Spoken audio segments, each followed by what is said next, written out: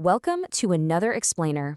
Today, we're taking a deep dive into the fascinating and honestly kind of terrifying double-edged sword that is formalin for your goldfish. It's a chemical that aquatic professionals and hobbyists have relied on for over a century, but man, it demands absolute respect. We really need a deep understanding of the science behind it to use it safely. So let's unravel what happens the exact second this chemical hits the water. Because the biological chain reaction you're initiating, it's both life-saving and incredibly dangerous. You are essentially setting up a microscopic battlefield right there in your aquarium, and the margin for error is literally razor thin. Here's our roadmap for today. We're going to cover this specialist assassin, how formalin kills parasites, collateral damage to goldfish, environmental risks and chemistry, and finally, safe treatment protocols. Let's jump right into Section 1, the specialist assassin. What exactly is formalin? Well, to put it simply, formalin is an incredibly potent, targeted chemical biocide designed specifically to eradicate external parasites. It's not a general antibiotic. It's essentially 37% formaldehyde gas saturated into water. But here's the kicker. Pay close attention to that stabilizer, 10% to 15% methanol. That methanol is literally the only thing stopping the formaldehyde from polymerizing into something much, much more sinister. See, if your storage temperatures drop below 40 degrees Fahrenheit, that vital methanol stabilizer fails. The chemical actually shifts states, creating this white powder called paraformaldehyde at the bottom of the bottle. And listen to me, this stuff is highly toxic and will kill your goldfish on contact.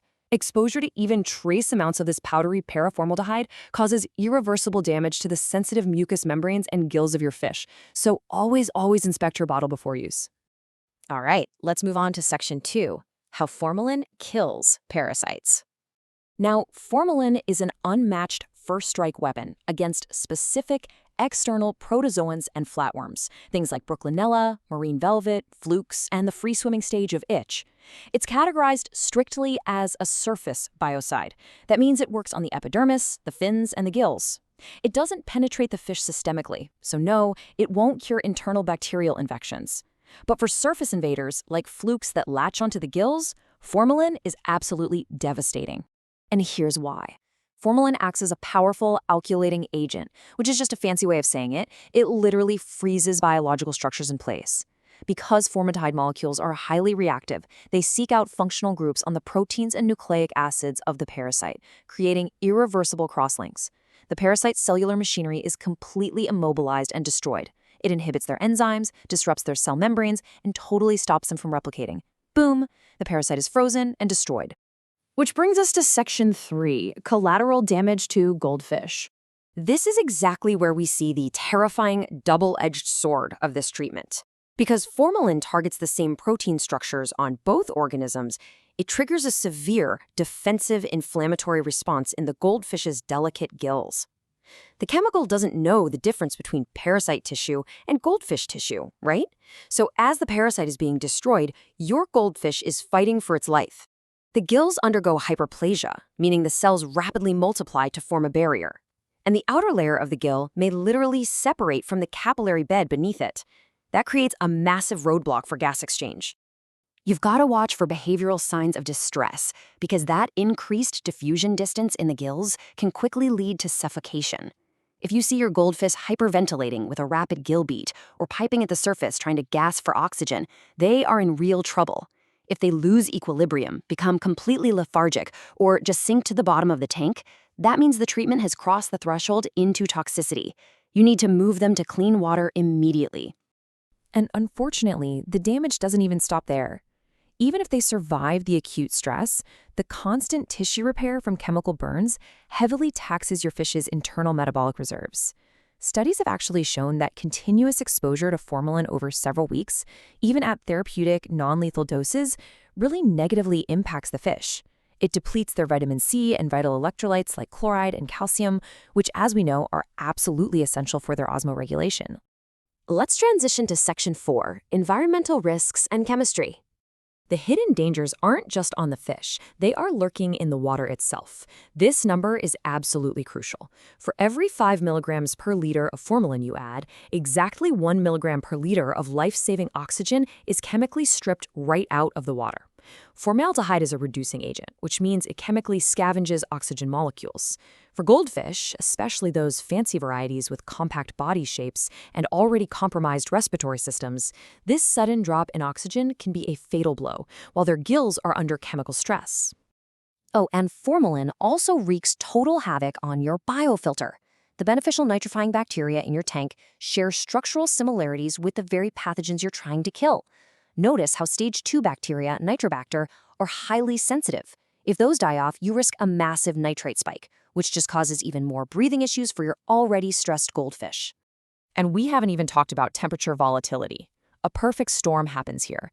A dose that is completely safe at 65 degrees Fahrenheit can become lethal at 85 degrees. Why?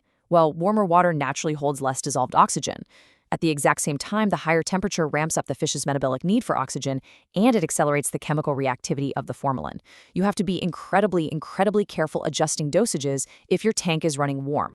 Okay, Section 5, Safe Treatment Protocols.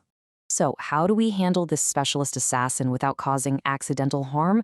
Well, because formaldehyde is a classified Group 1 carcinogen, you absolutely must build a dedicated medkit to protect yourself first. The fumes are highly irritating to your respiratory system and your eyes. Never, ever eyeball a measurement, and never reuse a syringe for anything else once it's touched formalin. Wear your gloves, put on your safety goggles, and please work in a well-ventilated area. If you're doing a short-term bath, there are strict steps to create a high-oxygen environment and offset that intense oxygen depletion we talked about. First, dose with precision, exactly 1 milliliter of formalin per 1 gallon of water. Second, you must use a powerful air stone so the water looks like a boiling cauldron before the fish ever even touches it. You also have to ensure the bath water perfectly matches the temperature and salinity of the main tank to avoid osmotic shock. Finally, add the fish, set a timer, and watch them like a hawk for 30 to 45 minutes. Now, if you're doing a prolonged bath and treating the whole tank, lower the dose significantly. Use 1 milliliter per 10 gallons.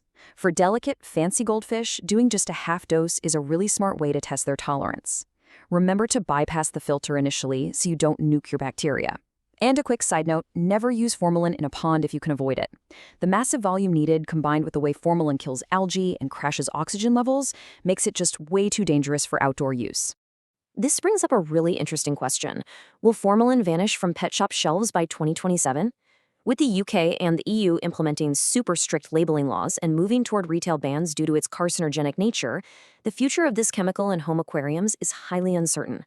The threshold for warning labels has dropped dramatically, and as sell-through periods expire, we might soon find ourselves without access to this traditional medication.